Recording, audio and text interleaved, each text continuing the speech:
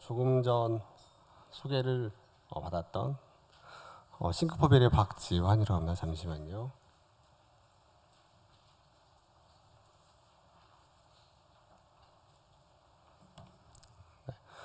오늘 제가 말씀드릴 주제는 여기 세계가 함께 만들고 함께 사용하는 소프트웨어라고 제목을 좀 잡아봤고요. 좀 색다른 제목이긴 한데 계속해서 말씀을 드리겠습니다. 그리고 제가 그 아래 보시면은 소프트웨어 공학기술 표준화 포럼이라고 되어 있습니다. 제가 본의 아니게 그렇게 잘하지는 않지만 좀 불필요한 타이틀들을 많이 가지고 있어요. 그러다 보니까 도대체 너 뭐 하는 애니 이런 말씀 많이 하셨는데 최근에는 제가 농업 일을 많이 하고 있고요.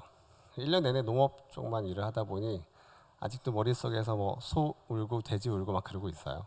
근데 오늘은 제 고향으로 돌아온 것 같습니다. 제가 원래 공학을 열심히 하려고 노력했던 사람이고 과거 한 10년간 공학 쪽으로만 계속 활동을 했었는데 오늘 말씀드릴 내용이 저희 공학기술 표준화 포럼에서 나온 결과물들을 기반으로 한번 또 소개를 드릴 수 있는 기회가 된 것 같아서 기쁘게 생각합니다. 사진이 저랑 다르다라고 의심하시는 분들이 계시긴 한데 제가 최근에 좀 몸이 많이 불어서 그런 차이가 있고요. 기술 얘기로 좀 먼저 시작을 해볼게요. 이 마이크가 저의 키를 전혀 고려하지 않고 되어 있어서 그 테스트 하시는 분들의 목적은 아무래도 출시에 대한 판단, 과연 우리가 출시를 해도 좋으냐, 거기에 대한 가장 궁금함을 많이 갖고 계실 거라고 생각을 해요. 그러한 의미로 우리가 주로 보고받는 내용이 결함이 없다라는 정성적인 대답을 많이 듣게 되죠. 근데 이 결함이 없다라는 것들에 대한 의미가 있습니다. 첫 번째로는 출시가 가능하다라는 정보를 담고 있을 수도 있지만 두 번째로는 사실은 테스트를 잘하지 못했다라는 또 다른 의미가 있을 수 있다라는 거예요. 결국 우리가 결함이 없다라는 것을 알기 위해서는 테스트를 충분히 했다라는 전제 조건을 가지고 가야지만 우리가 원하는 정보를 구할 수 있을 것이다라고 생각을 합니다. 병원을 좀 예로 들어볼게요. 제가 병원에 갔는데 병원에서 의사 선생님께서 너 건강하다라고 얘기하면 두 가지가 있겠죠. 진짜 건강하거나 아니면 의사가 좀 실력이 없거나 하나 더 꼽자라고 한다면 충분히 검사를 하지 않았다는 겁니다. 즉 제가 어떤 과에 가서 검사를 했지만 뇌를 빠져 있는 상태에서 뇌 검사를 하지 않았는데 건강하다라는 얘기를 들으려면은 뇌를 제외한 부분에 대해서는 건강하다라는 이런 우리는 제약 조건을 이해하고 판단을 하는 게 좋다는 거죠. 결국 검사를 잘했다라고 하는 것, 즉 테스트를 잘했다라고 하는 것은 우리가 얼마나 커버를 많이 했느냐 검사로서 그것들을 좀 전제로 할 필요가 있다라는 생각을 갖고 있어요. 우리가 소프트웨어 분야에서도 유사한 메시지가 두 가지가 있습니다. 하나는 많이 들어보셨을 만한 내용인데요. RBT라고 있습니다. Requirement Based Testing이라고 해서 주로 계약서상에 있는 조건을 얼마큼 달성시켰는지를 보는 커버리지가 하나가 있죠. 두 번째는 테스트 커버리지 혹은 코드 커버리지라고 많이 알고 계시는 이쪽이 있어요. 사실상 Requirement Based Testing 같은 경우는 계약서상에서 우리가 명시한 기능, 요구사항을 빠짐없이 구현한 적이 있다를 의미하지 품질이 좋다를 얘기한 적은 없어요. 다시 말하면 브레이크 기능이 있으면은 브레이크를 밟았을 때 이 차가 서더라고는 우리가 검사를 해봤지만 그게 빗길, 눈길, 가속도, 타이어 마찰, 메모, 방향, 풍속 이런 것들을 다 고려한 모든 조건을 다 테스트한 것은 아니다를 우리는 알고 있죠. 두 번째 케이스가 코드 커버리지인데 이건 더 심한 경우라고 볼 수 있어요. 예를 들면은 코드 커버리지를 우리가 좀 다른 용어로 바꾸면은 컨트롤 플로우 커버리지예요. 즉 제어 흐름 커버리지거든요. 즉 코드 문장 안에 분기문이 있는데 너가 그 분기문을 얼만큼 참과 거짓으로 테스트를 해본 적이 있느냐를 물어보고 있죠. 여기서 의미가 있는 게 우리가 좋은 품질, 경고한 코드, 러버스 코드 이것들을 얘기할 때는 우리가 말하는 이 기능이 논리적으로 되게 많은 경우의 수를 만들어낼 수 있기 때문에 그런 것들을 모두 전제로 했을 때 그런 예외 상황이 발생될 수 있는 경우를 식별을 하였느냐 혹은 그러한 식별된 예외 상황이 있을 때 회피할 수 있느냐 아니면은 발생했을 때 회복할 수 있느냐 이런 형태의 기능들이 구현이 되어 있을 때 우리는 좋은 코드라고 얘기할 수 있죠. 품질을 얘기할 때 거기서 얘기를 해야 됩니다. 예를 들면은 속도를 구할 때 거리를 시간으로 나누는 함수가 있다라고 가정을 할게요. 근데 우리가 t가 0이면 디바이드 바이 제로 입세션을 내라라는 코드는 if문이 들어갔죠. 그 코드가 좋은 코드인데 그게 빠져 있으면 if문은 없을 거예요. 그리고 테스트를 한 번만 하면 모든 커버리지는 100%가 됩니다. 하지만 좋은 코드라고 얘기하진 않아요. 다시 말씀드리면은 이 코드가 얼만큼 좋은 코드인지를 보는 게 아니고요. 그냥 이게 좋은 코드인지 쓰레기 코드인지 모르겠지만 이 코드 안에서 내가 if문을 확인해 본 적이 있다를 의미하는 게 테스트 커버리지예요.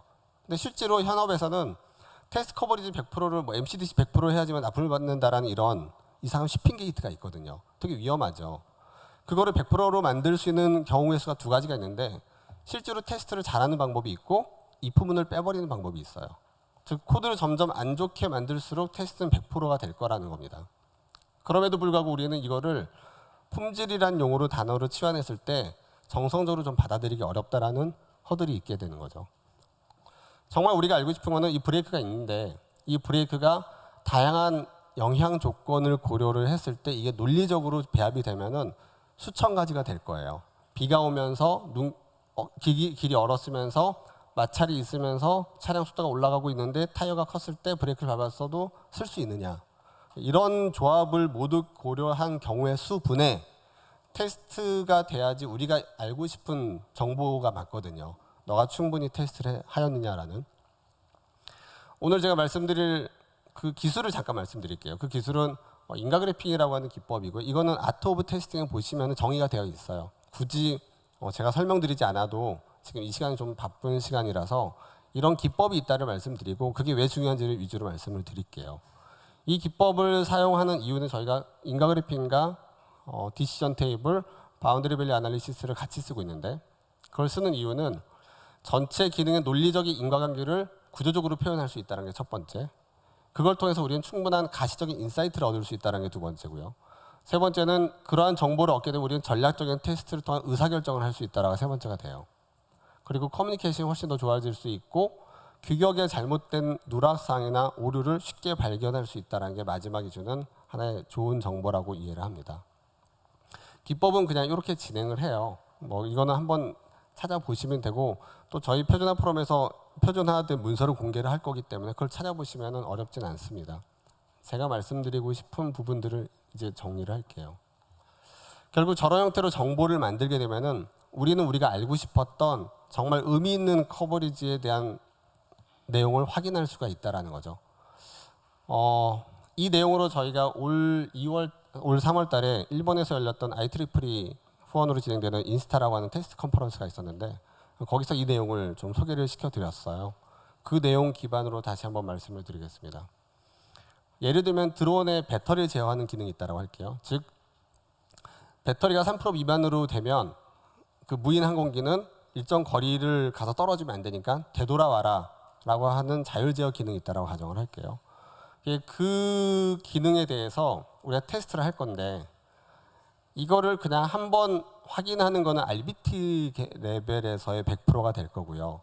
실질적으로 보시면은 4가지 정도의 원인 조건이 나와요. 이게 500m 이내냐, 250m 이내냐, 역풍이냐, 바람의 속도가 약하냐, 강하냐. 이런 것들에 대해서 모든 경우의 수를 설계를 하면 54가지가 나올 수 있습니다. 저 기법을 적용하신 분들은 55개가 나와도 안 되고 53개가 나와도 안 돼요. 누구나 54개가 나와야 돼요. 그렇잖아요. 2차 방정식을 풀 때 모든 사람이 똑같이 그대 공식에 넣었으면 똑같은 값이 나와야 되지 사람에 따라 다르면 안 되죠. 지금은 테스트를 한다라고 할 적에 그 사람이 누구냐, 그 사람이 잘하는 사람 많이 봐요. 즉 잘하는 사람이 했으면은 잘했을 거니라고 우리가 예상을 하고 그게 아닌 사람은 한번 누가 또 리뷰를 해야 된다는 거죠. 여기서 말하는 것은 이 기법이 좋다 나쁘다라는 것보다는 이 기법을 적용했다라고 하는 것은 우리가 예측 가능하다.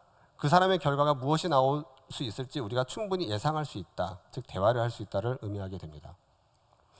근데 54가지가 나왔다 하더라도 우리가 현업에서 이걸 다 안 해요. 지금 이건 되게 쉬운 샘플인데 저희가 복잡한 샘플을 가지고 오면 8,000개 정도가 나오거든요. 그 8,000개를 우리가 다 테스트를 해야 될 이유는 없다라는 거죠. 그렇게 했을 때 지금부터 알고 싶은 거는 과연 그럼 테스트를 얼만큼 잘했니를 알고 싶은 거예요. 가정은 저희가 54개 중에서 20개를 했다라고 가정을 해볼게요. 기본적으로 테스트 케이스 54개분의 20개를 했으니 37%는 맞지만 이게 정말 잘했는지 보려면은 얘가 원인에 대한 요소는 모두 다 했다 100%. 하다못해 원인에 들어간 데이터들은 다 100%가 되어 있다. 하지만 하나의 결과를 만들어내는 데 있어서 모든 조합값을 확인해 본 건 하나도 없더라. 그리고 계속 넘기겠습니다. 전체 시나리오는 9개가 나올 수 있는데 그중에 2개를 했기 때문에 22% 정도 시나리오를 커버를 하고 있다. 혹은 그중에 가장 베이스가 될 만한 시나리오가 있는데 걔는 100%를 다 진행을 했고, 그리고 48개 중에서 전체 54개 중에서 48개가 밸리드인데 밸리드 위주로 20개가 진행이 됐고 인밸리드에 대해서 하나도 테스트를 해본 적이 없다. 즉 우리가 제일 처음에 기억하실 때 코드 커버리지는 품질을 얘기한 적은 없어요. 코드를 얼만큼 확인했는지에 대한 부분까지 확인을 했죠. RBT 같은 경우는 계약서상에 있는 게 빠짐없이 구현이 되느냐를 볼 수 있지만 지금 우리가 알고 싶은 거는 얘 나가도 괜찮아? 나갔을 때 결함 없겠어를 알고 싶은 거잖아요. 테스트를 다 못했다 하더라도 그럼 내가 테스트한 게 무엇이냐라는 의미 있는 정보를 우리가 어떻게 알아낼 수 있겠느냐에 대한 하나의 제가 세풀 방법을 말씀드렸습니다. 요거를 좀 설명드릴게요. 저희가 컨설팅한 기업인데 금융권이에요. 보통 기능 명세서가 어떤 형태로든 있겠죠. 이것도 하나의 기능입니다. 보니까 환전이라고 하는 기능이에요. 그리고 얘는 그 기능을 화면에 담은 UI 화면이 되겠죠. 여기에 대해서 저희가 컨설팅에 들어갔을 때 한 200개 정도 테스트 케이스가 있었는데 제가 이거를 테스트를 만들려고 하니 그분이 자꾸 저한테 설명을 하세요. 이거는 법인 코드고 이거는 환전 코드고 이건 환전 국가고 그 국가에 무슨 경제 조치가 있고 그래서 내가 설명하지 마시라고 저한테 설명하지 마시라고 저는 공학하는 사람이지 은행에 다닐 사람이 아니다. 설명하지 마세요라고 해도 그분은 계속 설명하세요. 어떻게 이걸 모르고 테스트를 설계할 수 있습니까? 나는 글에 있는 논리적 문맥을 보고 설계한 사람이지 이 도메인에 대해서 궁금한 사람이 아니다. 설명하지 마셔라. 이분은 불안한 거죠. 계속 설명을 하려고 하세요. 제가 다 그렸을 때 이분이 말씀하신 건 틀렸다라는 얘기를 하세요. 당연히 틀릴 수밖에 없어요. 왜냐하면 명세서가 제대로 안 됐기 때문에. 남아있는 부분은 그분의 머릿속에 있겠죠. 예.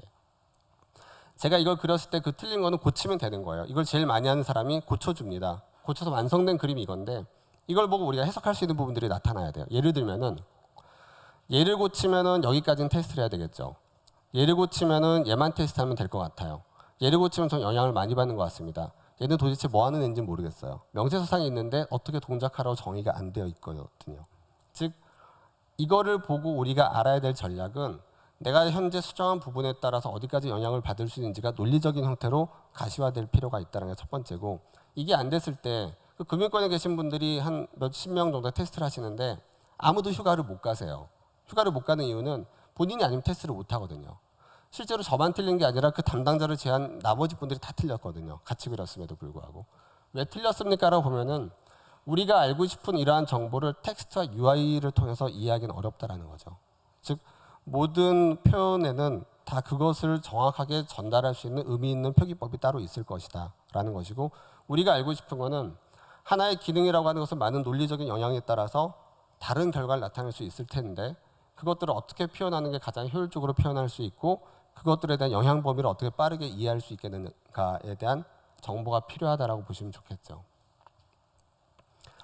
네, 결국 사람은 쓸데없는 짓을 하기보다는 쓸데있는 짓을 해야 되잖아요.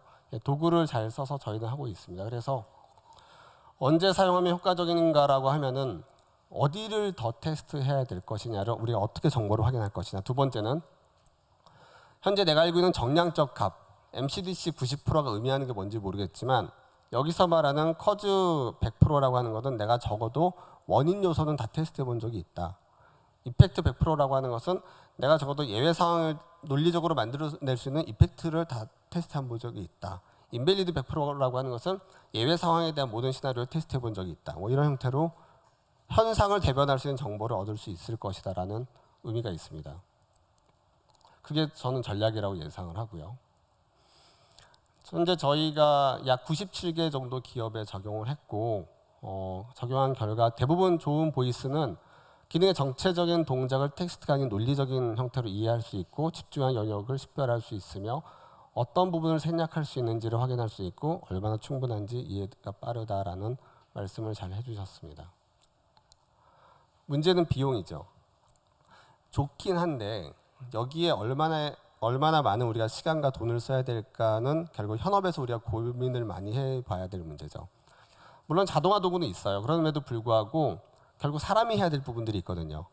무엇이 원인이 될 것이고 그러한 원인들이 같은 의미를 갖고 있는 애들이 무엇이 있고 걔들이 어떤 형태의 논리적인 연결 관계가 있는지까지는 사람이 해야 되는 내용이고 거기까지만 사람이 해주면 나머지는 결국 도구가 해줄 수 있음에도 불구하고 저희가 오늘 좀 오전 심사를 하나 받고 왔는데 테스트 케이스를 만들어야 되거든요. 드론 쪽이에요. 한 2시간 정도 테스트 케이스를 작업을 했는데 한 300페이지 정도의 테스트 케이스를 만들었어요. 개수를 4,000개 정도를 만들어낸 거죠. 사람이 할 수 있는 영역과 사람이 할 수 안 해도 되는 영역을 잘 구별하면은 생산성이 얼마든지 높아질 수 있는 건 맞습니다. 그럼에도 불구하고 이 부분에 대한 비용도 우리는 고민을 할 필요가 있다는 거죠.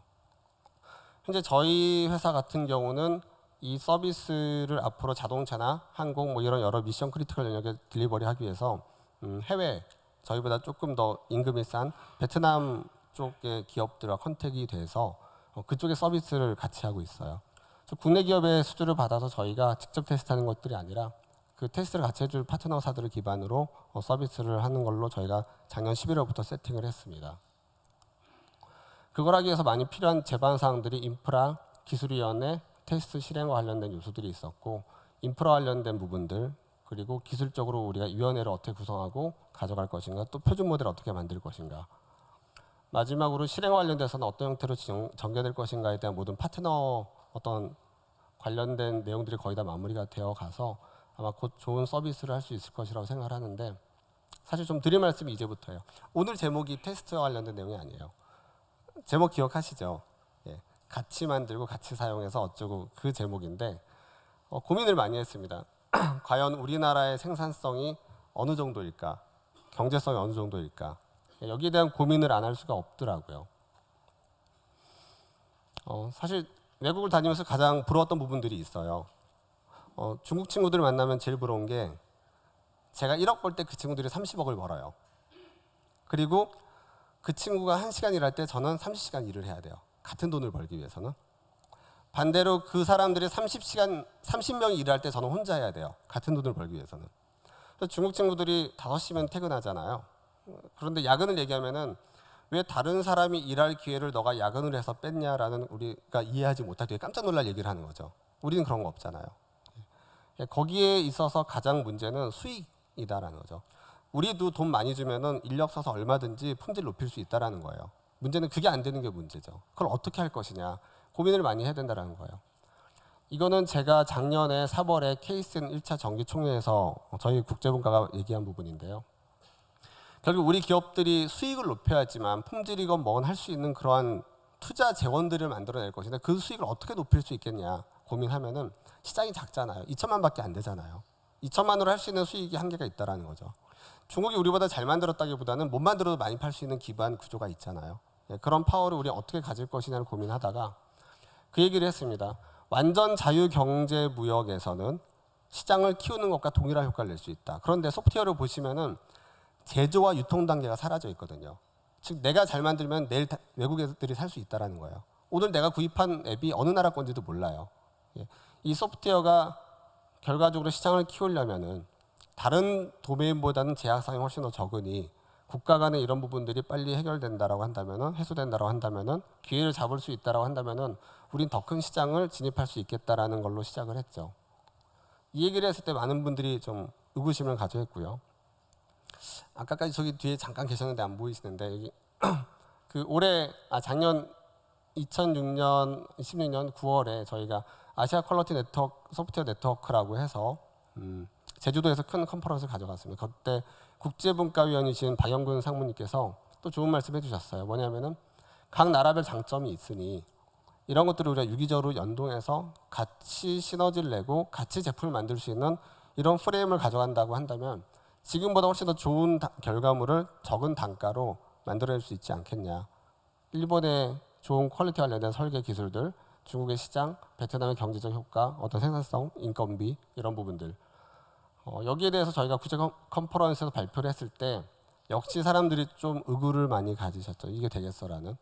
결국 공학이라고 하는 부분은 이걸 어떻게 딜리버리 할 거냐에 대한 고민을 해야 된다고 저는 생각을 합니다. 저희가 결국 이쪽을 했고요. 베트남을 선정을 해서 잘 하고 있어요. 지금 막 사진 막 찍으시는데 절 찍진 않으시죠? 저는 초상권이 있어요. 고맙습니다. 이걸 찍으시면 됩니다. 제가 옛날에 영화도 찍고 해서 있습니다. 그 베트남을 선택한 이유가 재밌는 요소가 많이 있었어요. 우리가 사실 베트남 하면은 우리 인식에는 제가 어떨지 알고 있거든요. 저도 그랬었고. 근데 사실 가트너 같은 데서도 이미 마켓 1을 얘기하고 있고요. 그리고 연간 우리나라가 14만 명이지만 10만 명 엔지니어들이 나오고 있어요. 그중에 대다수가 일본, 미국, 호주로 가고 있습니다. 이게 재밌죠. 우리나라 CMI 레벨 5 4개예요.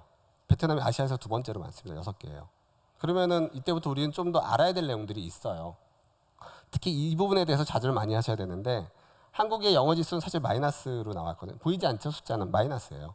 근데 훨씬 더 높습니다. 왜냐하면 베트남이 전쟁을 통해서 한 세대가 사라졌거든요. 그 이후에 나온 세대들이 이 나라를 극복하기 위해서 한 노력들이 있어요. 정말 다 영어 잘하고요. 좀 드릴 말씀이 있는데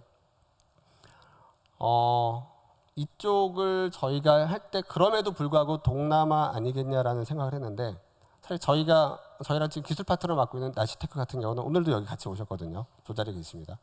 그런데 영국의 상장 회사예요.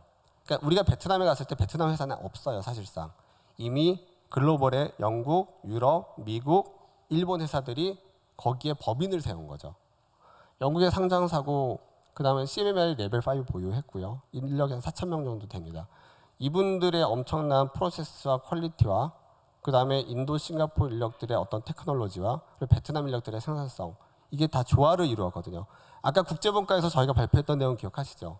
각 나라별 장점을 우리가 활용한다라고 한다면 보다 더 효과적인 결과를 낼 수 있지 않겠느냐라고 말씀드렸던 동일합니다. 그냥 단순히 구현 관점의 외주뿐만이 아니고 기술 관점, 인공지능, 머신러닝, 빅데이터 다 구현을 해서 딜리버리 해주실 수 있어요. 국내에는 휴맥스나 LG 같은 곳도 서비스를 하고 있죠. 그럼에도 제가 제일 부러웠던 게 하나 있어요. 베트남 분들이 무슨 요청을 했을 때 노라고 얘기하질 않아요.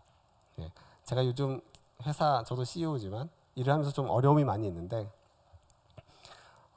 여기 저 아시는 분들이 되게 많으신 것 같아요. 제가 거의 얼굴이 익은 분들이 계시거든요. 그래서 굳이 거짓말할 필요는 없죠. 저 아시는 분들 저 별명 지어주셨죠.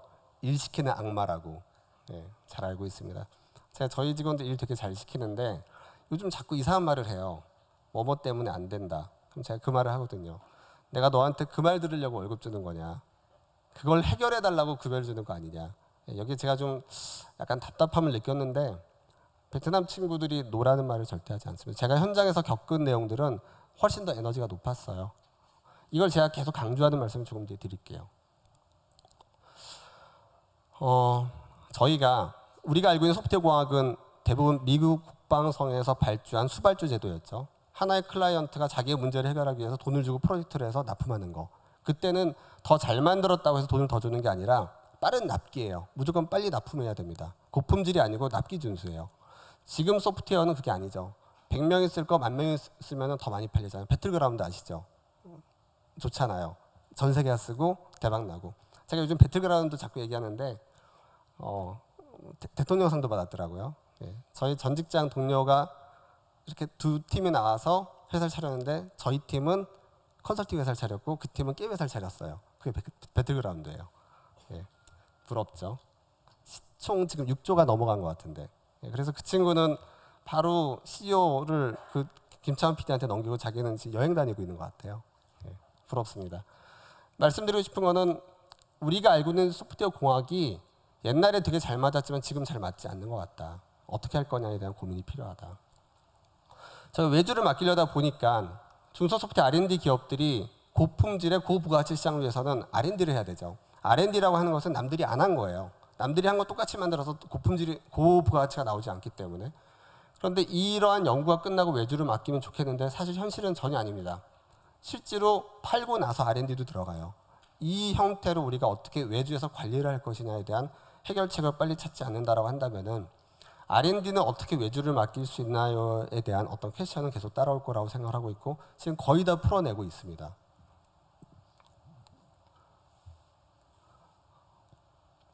저희 소프트웨어 공학기술 표준화 포럼이 계속 오랫동안 하면서 이런 중소소프트웨어 R&D 기업들이 내가 무언가 좀 나의 어려움을 해결하기 위해서 필요한 방법이 필요한데 우리가 알고 있는 그 전통적인 방법들이 뭔가 나한테 안 맞는 거예요.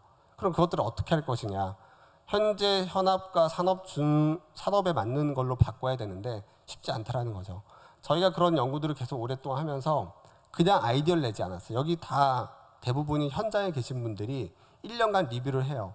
이거 정말 우리 기업에 쓸 수 있겠어? 내 기업에 못 쓰면 남도 못 쓴다라는 전제가 들어가야 되는 거죠. 1년간 엄청나게 리뷰를 하면서 만들어낸 내용들이 지금 계속 표준화로 올라가고 있습니다. 네. 이분이 사실 개인 정보가 중요할 수도 있지만 되게 유명한 분이셔서 굳이 가리지 않았어요. 유명한 분이시잖아요. 저희가 고민을 하는데 그런 말이 나왔어요. 지금 현업에서 소프트웨어 공학이 자꾸 저항을 받는 이유가 뭐냐? 자꾸 외면당하는 이유가 뭐냐? 그 이유가 있을 텐데 우리가 그 이유를 모르고 같은 말을 반복할 필요가 있느냐?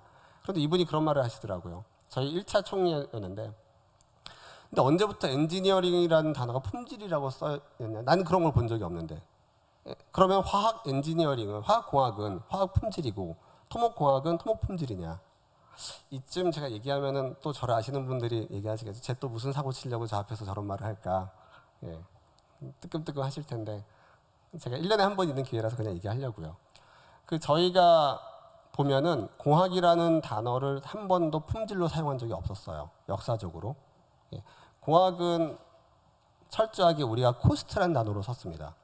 그런데 이상하게 소프트웨어 영역으로 오면서 품질로 치환돼 있어요. 그러다 보니 현장에서 CEO들은 품질보다는 비용이 중요할 수밖에 없죠. 과거에 다른 시스템에서 나타날 수 있는 모든 공학 영역들은 다 잘 받아들였는데 이 소프트웨어 영역에서 공학 얘기하면 사장님들이 고개를 돌리세요. 바쁘다 등등등. 왜 그러냐? 즉 현장과 이론의 괴리를 메꾸지 못한 부분들이 무엇이냐를 우리가 빨리 캐우칠 필요가 있다라고 했는데 제일 처음에 우리가 이해한 부분이 이거였습니다. 왜 공학을 언제부터 우리가 품질이라는 단어로 사용하고 있었느냐?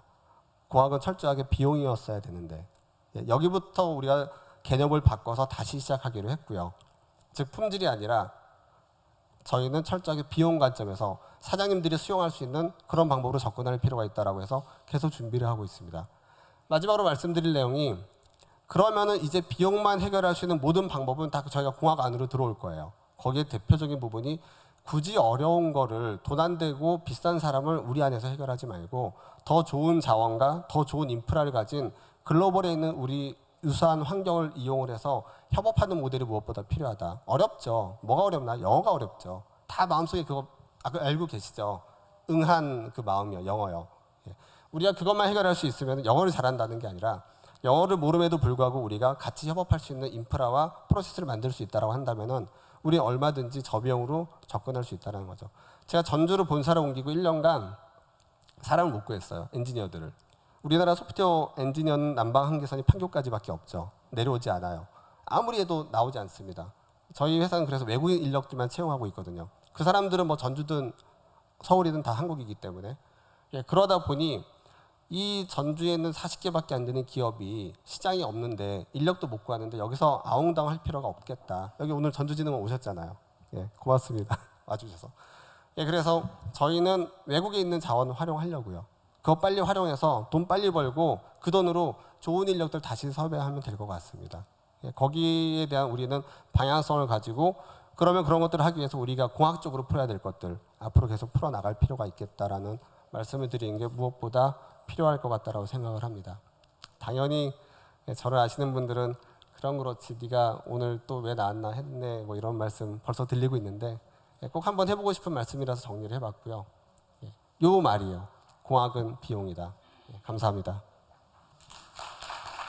네, 혹시 질문 있으신 분께서는 자리에서 손을 들어주시기 바랍니다.